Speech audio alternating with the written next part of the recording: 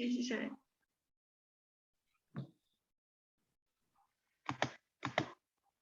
Bueno, vamos a empezar. Me toca ahora el tema de leucemia linfoblástica aguda y leucemia mielocítica aguda, ¿ok? Adelante. ¿Cómo?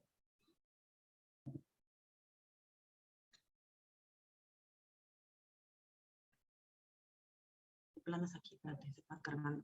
Ya. Bueno, entonces vamos a empezar que la leucemia linfoblástica aguda es una enfermedad sistémica que está caracterizada por la proliferación de células no controlada, precursoras linfoides comúnmente llamadas blastos, que se van a originar en la médula ósea y que se van a infiltrar en diversos órganos, y esto va a dar lugar o como resultado a la disminución de células hematológicas. Bueno, hay que empezar primero con la fisiopatología. Hay que diferenciar entre el cáncer y la leucemia. El cáncer se da en una sola célula, por eso es monoclonal, mientras que en la leucemia es clonal. ¿Por qué? Porque es clonal, porque ocurre en la célula madre hematopoyética y se va a convertir en diferentes tipos de células y van a comenzar a producir células con la misma mutación genética.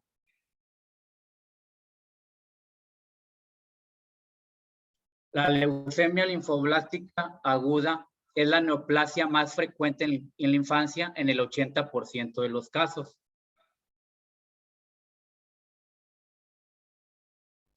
La epidemiología es la primera de todos los cánceres infantiles y tiene un pico de incidencia entre los 2 a 5 años. Es del 75 al 80% de las leucemias en la edad pediátrica se presenta, y de 4 a 5 casos de 100,000 habitantes. Y tiene predilección en varones de raza caucásica.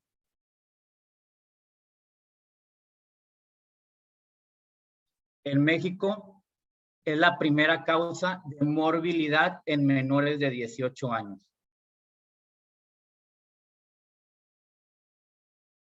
Bueno, va a haber diferentes factores de riesgo. Va a haber los principales es la exposición a radiación ionizante, los genéticos principalmente como el síndrome de Down o el síndrome de Bloom, productos químicos como bencenos, pesticidas, la exposición al virus de Epstein-Barr o el de la mononucleosis infecciosa, y la quimioterapia que se da por agentes alquilantes o inhibidores de la topoisomerasa 2.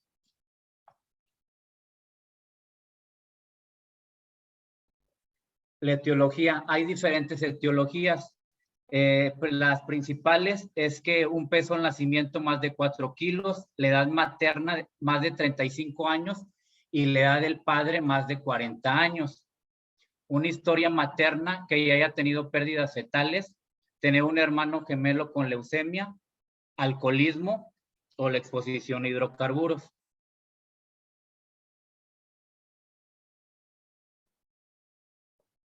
El cuadro clínico. Bueno, el cuadro clínico, pues, principalmente, supongamos, nos va a llegar, es lo más importante que tenemos que ver nosotros como médicos familiares. Nos puede llegar a la consulta, pues, un niño para saber, si nosotros, tenemos el indicio de que es una leucemia linfoblástica, aguda, pues, el cuadro clínico no lo tenemos que saber. Principalmente es la palidez, la astenia, todo esto dado por la anemia en los laboratorios, la equimosis, las petequias y también hematomas, todo esto dado por la trombocitopenia, y la fiebre es dado por la neutropenia, y también va a haber el dolor óseo. El dolor óseo dice que se presenta del 20 al 25% de los pacientes.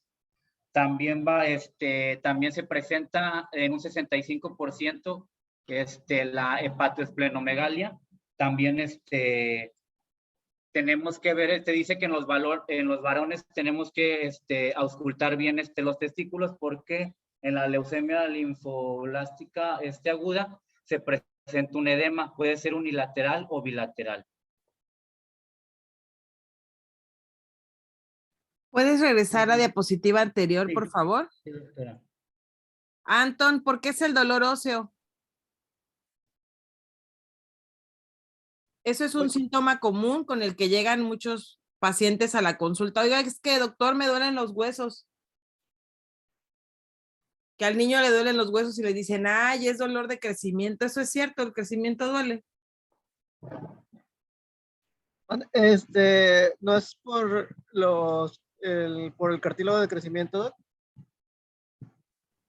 El dolor óseo en la leucemia es por el cartílago de crecimiento. No, o sea, se da en los huesos, es en los huesos largos, ¿no? O sea, el dolor óseo en la leucemia es en los huesos largos. Ajá, ¿por qué? No recuerdo. A ver, Blancas, ayúdale. Hola, doctora. ¿El dolor óseo que está presente en la leucemia? Ujú. ¿Por qué les duele los huesos? Es la expansión clonal. ¿Qué están diciendo, Chuy? Se supone que hay una expansión clonal de células hematopoyéticas. ¿Dónde está la médula ósea? En los huesos largos. Sí, es cierto, doctor. Entonces, por eso les duelen los huesos. Se los digo porque muchas veces llegan a la consulta con dolor óseo. Y es secundario la infiltración de la médula ósea. Exactamente. Entonces, si llegan los pacientes con dolor óseo, pues por lo menos una biometría hemática, una BCG, sí, una velocidad de sedimentación, no sé, ¿cómo se llama? Factor reumatoide, ¿no? Pero si es un niño pequeño, que lo ven pálido, no tiene quimosis, la mamá no sabe si le dio fiebre, pero tiene dolor óseo, mejor pídanle la biometría hemática para nada más estar tranquilos, ¿sí? Entonces ese es un síntoma muy importante. Obviamente palidez, equimosis, petequias, pues ya uno como que agua pasa por mi casa, ¿no? Pero el dolor óseo es un síntoma que los lleva mucho a la consulta y a veces, se van a su casa y no pasa nada, ¿sale? Y ya después llegan y las mamás luego no lo refieren así como algo de importancia. Lo que más les importa es que se empiezan a poner sus moretones, ¿sí? Y se ven pálidos, dejan de jugar. Es importante eso. Gracias, Chuy. Doctora, pero también yo leí artículos donde dice que el dolor óseo también puede ser inexplicable. Puede ser un dolor que ahí esté presente, pero pues no puede haber alteraciones en la biometría, ni en la BCG, ni en ningún otro tipo de laboratorio. ¿Cuando es por leucemia? No. Sí. No puede ser. O sea, cuando es por leucemia es por la infiltración. Es la expansión clonal lo que produce el dolor óseo. O sea, lo que pasa es que probablemente, bueno, cuando mencionan eso de los dolores de crecimiento, si bien es cierto lo que dijo Anton, los dolores de crecimiento sobre todo son en las articulaciones, no es en el hueso como tal, ¿sí?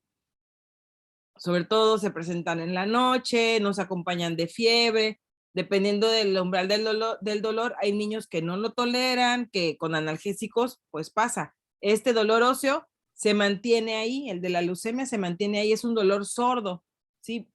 Molesta para realizar actividades sobre todo. Entonces, y es en el hueso como tal, por ejemplo, en la pierna, en la extremidad. Sobre todo son los huesos largos, ¿sí? Sobre todo en las extremidades inferiores. Entonces, sí es importante que sepamos diferenciar un dolor que podría ser, pues no normal, sino esperado, y no tanto porque crezca, sino porque existe cierta alteración en los centros de osificación, en los cartílagos de crecimiento, que puede producir dolor, no siempre pasa. ¿Sí, Elianet? Sí, doctora, también leí que el dolor puede ser uno de los primeros datos clínicos de un cáncer de otro tipo, no específicamente de leucemia. Por eso siempre hay que hacer bien la investigación de cuál es la razón del dolor en un pediátrico. Así es. Cuando nosotros veamos osteosarcoma, se van a dar cuenta que los niños se quejan de dolor, pero a diferencia del dolor del que mencionan de crecimiento, el dolor del osteosarcoma se acompaña de incremento de volumen de la articulación.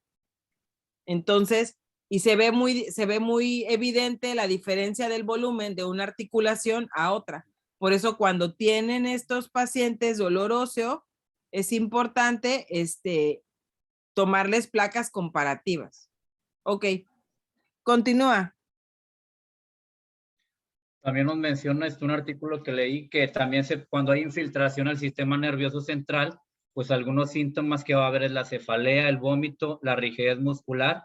En el ojo va a haber edema papilar y hemorragias retinianas. También Y como les pueden menciono, empezar con crisis convulsivas. También el compromiso genitourinario, como ya les había dicho, se presenta del 10 al 20% de los pacientes. Por eso les digo que tenemos que explorar bien los testículos, porque puede haber, ya como les había mencionado, un edema uni o bilateral. Bueno, va a haber hay varias clasificaciones, pero las más importantes es la morfológica y la inmunológica. La morfológica es la franco-américo-británica. Va a haber 3 tipos de leucemia linfoblástica aguda. Ahorita se los voy a explicar cada uno, pero este cuadro es de las características citológicas, la clasificación morfológica, que el tamaño es en la tipo 1 es pequeño, en la tipo 2 es grande, en la tipo 3 también es grande. La cromatina en la tipo 1 es homogénea, en la tipo 2 heterogénea y en la tipo 3 homogénea. El nucleolo en la 1 es regular, 1 o 2, en la 2 es grande, de 1 a 3, y en la tipo 3 es prominente, 1 más.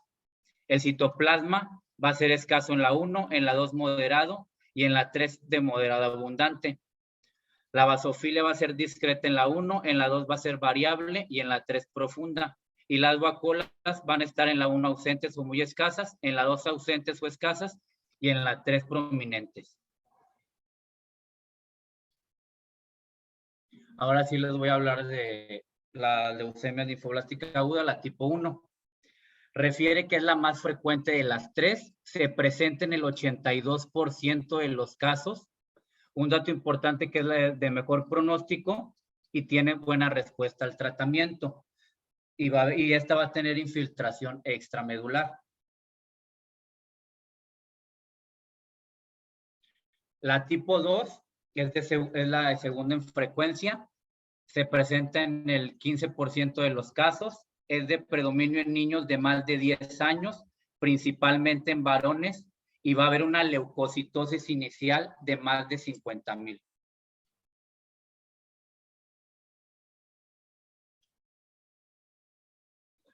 La tipo 3 es la menos frecuente. Se presenta en menos del 3% de los casos. Es de las 3 la que tiene la evolución más rápida. Va a ser en niños menores, principalmente de 12 años. Esta no va a haber una predilección por el sexo, ya puede ser tanto como hombre o mujer, y es la de peor pronóstico.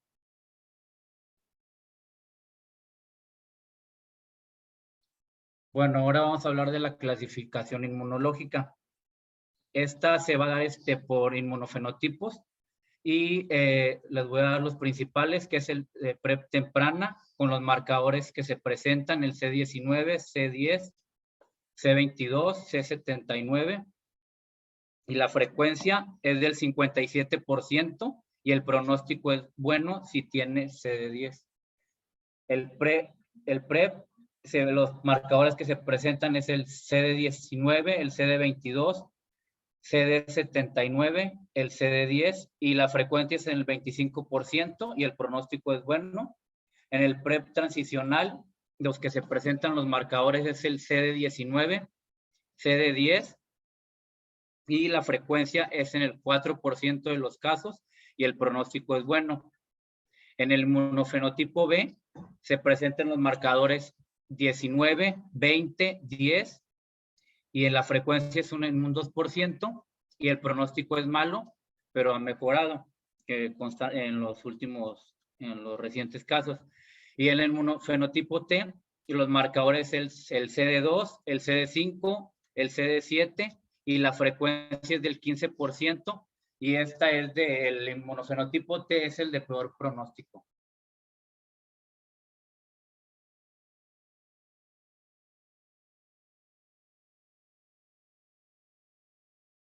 Bueno, esto es lo que nosotros como médicos familiares, como les decía al principio, es lo principal que debemos de saber. Obviamente debemos de saber todo, pero lo principal. Nos va a llegar, supongamos, a la consulta un niño con sospecha. Refieren los artículos que lo más importante es una buena anamnesis y una exploración exhaustiva y minuciosa.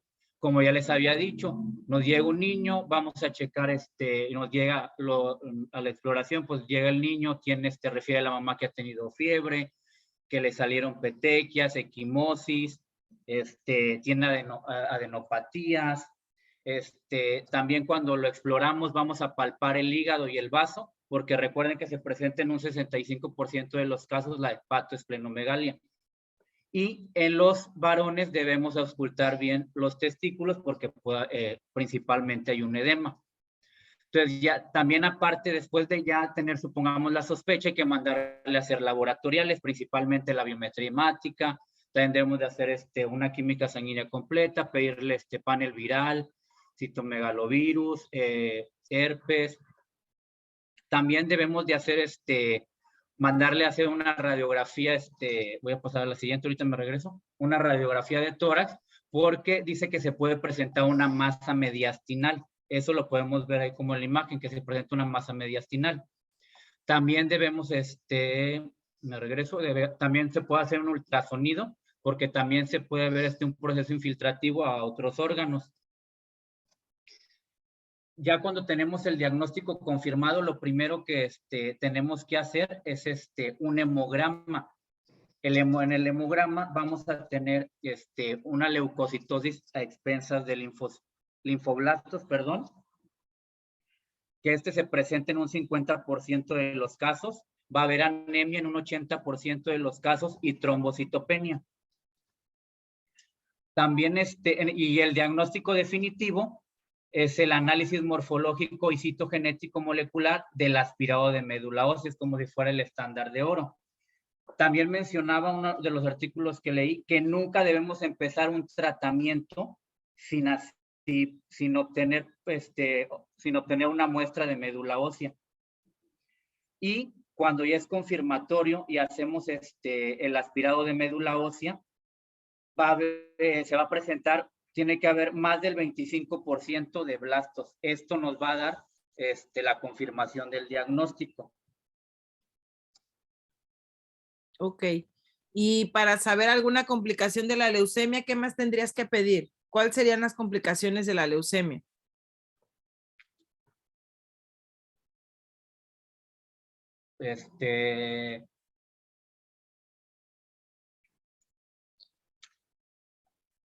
En los estudios que pediste, es importante tomar en cuenta que hay que pedir electrolitos y ácido úrico. Los pacientes con hiperleucocitosis hacen síndrome de lisis tumoral. Entonces habría que ver en la química sanguínea si tiene una adecuada función renal, si está el fósforo en niveles adecuados, el ácido úrico, porque si es así, tiene una urgencia, es una urgencia oncológica. Dime, Arlet.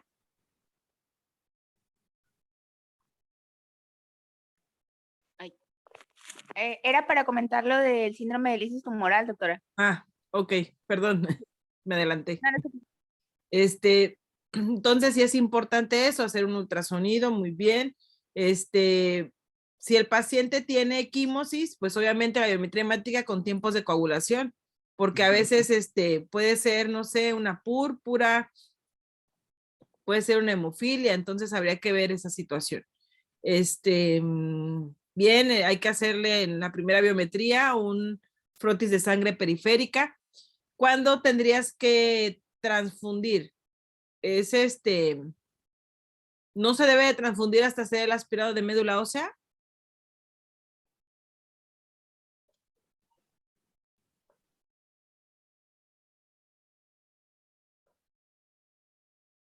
Hello.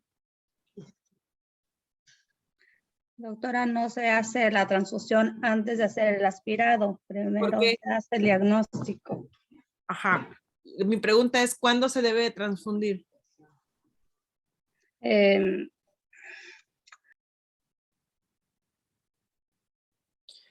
Está bien lo que dijo Chuy. No se debe de dar tratamiento a la leucemia hasta hacer el aspirado de médula ósea. Dime, Juan Manuel. Ya las transfusiones como tales están indicadas posterior al diagnóstico y como parte del tratamiento de sostén, que ya es cuando ya se hace de forma, la atención médica ya se hace de forma holística, ¿no? Que ya se hacen los grupos de apoyo, la hidratación y vigilancia del sistema renal y la utilización de los antimicrobianos. Ahí es cuando ya se opta por la transfusión. En La tratamiento de transfusión sostén, tiene ¿no? sus indicaciones. Ajá.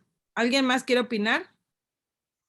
Perdón, doctora, para mí sí se puede iniciar la transfusión aunque no se tenga todavía el diagnóstico si el paciente ya lo requiere, dependiendo del grado de anemia que el paciente esté presentando. Ajá, exactamente, Eliane. Entonces, si tienen un paciente con repercusión hemodinámica, tendría que, ¿cómo se llama? Se tendría que hacer la transfusión.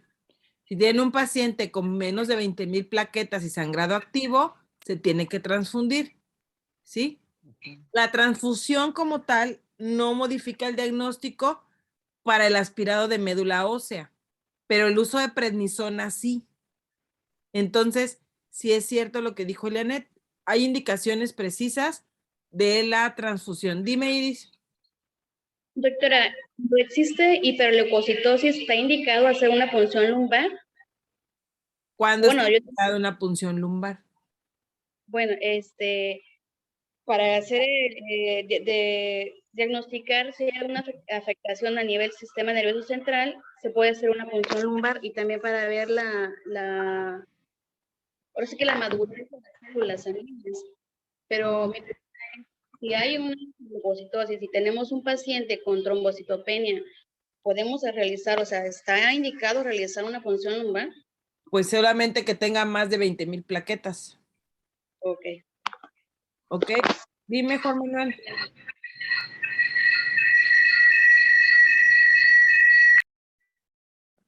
¿Alguien más quiere participar? Es que siguen levantadas sus manos, por eso pregunto.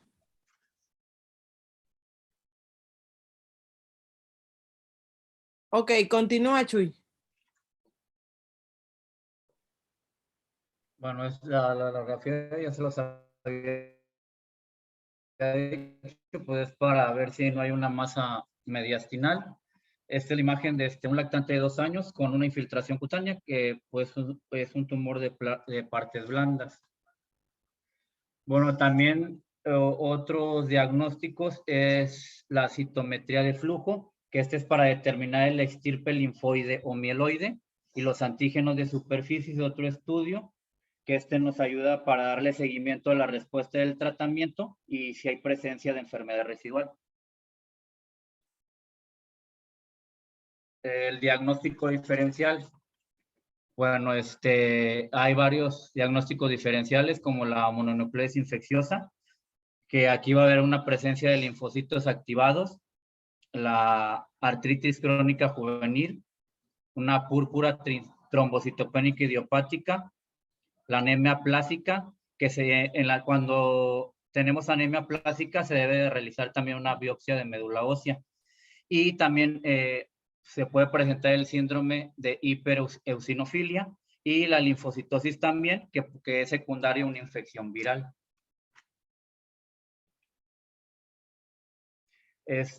También mencionaba que se puede confundir el diagnóstico de la leucemia linfoblástica aguda con algunos tumores de la edad primaria, como el neuroblastoma, retinoblastoma, rhabdomyosarcoma, y que todo esto por su localización nos sugiere que va a haber una infiltración leucémica, perdón. Bueno, el tratamiento tiene 3 objetivos. El primero es erradicar más del 99% de la masa leucémica. El segundo es restaurar la hematopoiesis normal. El tercero es poder alcanzar un estado funcional normal. El tratamiento se va a dividir en 3 fases. La primera es la fase de inducción, la segunda es de consolidación y la tercera es de mantenimiento. En la fase de inducción, aquí debemos de erradicar más del 99% de la carga tumoral inicial.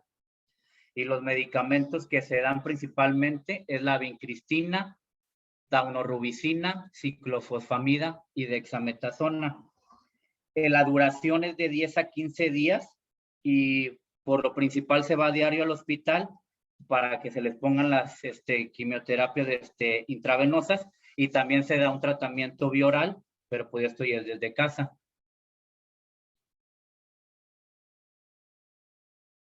La segunda fase es la de consolidación. Aquí se va a administrar el metrotexate, la 6-mercaptopurina, asparaginasa, la citarabina y la doxorubicina. En esta fase de consolidación, el objetivo principal es erradicar las células leucémicas residuales que han sido resistentes al tratamiento y poder reducir el riesgo de recaídas, y esta va a durar, menciona que de 2 a 3 semanas. Y la de mantenimiento, los principales fármacos es la captopurina, el metrotexate y el cotrimoxazol. Aquí el objetivo es destruir las últimas células residuales leucémicas y va a durar de 2 a 3 años.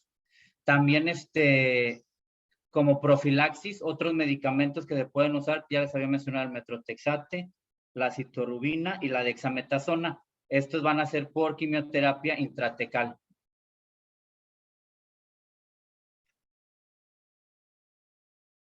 Bueno, este es el cuadro de los medicamentos y los efectos secundarios. La vincristina. Era la tarea, quítalo. Ah, perdón. A ver, ¿puedes regresarlo tantito, por favor? Desde inducción. Ahí está. Bueno, en de las fases del tratamiento, si bien son estas 3 fases, existe una previa a la inducción que se llama ventana esteroidea, en el cual se inicia tratamiento con prednisona por 10 días, de 7 a 10 días, generalmente son 10 días. Después de eso empieza inducción a la remisión, luego consolidación y luego mantenimiento. Ya cuando está en remisión se va a consolidación, luego de consolidación se queda en mantenimiento. Entonces, importante tener en cuenta esta situación. ¿Por qué les digo esto de la ventana esteroidea? Porque luego nos llegan los niños a pediatría que de repente les dieron tratamiento esteroideo y eso sí modifica la imagen que podemos observar en el aspirado de médula ósea. También en el diagnóstico, aparte del aspirado de médula ósea, se tiene que tomar una biopsia de hueso, ¿sí? Para ver cómo está la situación, para ver si cómo está la infiltración. Ok, ahora sí te saltas la de las fases de los efectos secundarios, porque es lo que le tienen que vigilar ustedes. Okay. Esto lo quito, ¿verdad? Eso lo quitas, ajá, ok, muy bien. Bueno, el pronóstico. El 95% en esta leucemia, a diferencia de la mielocítica aguda, van a alcanzar la remisión completa. El 1% fallece en la etapa de inducción al tratamiento y del 1 al 3% van a fallecer en la fase de remisión. Y tiene mejor pronóstico a la que continúa, que es la mielocítica aguda.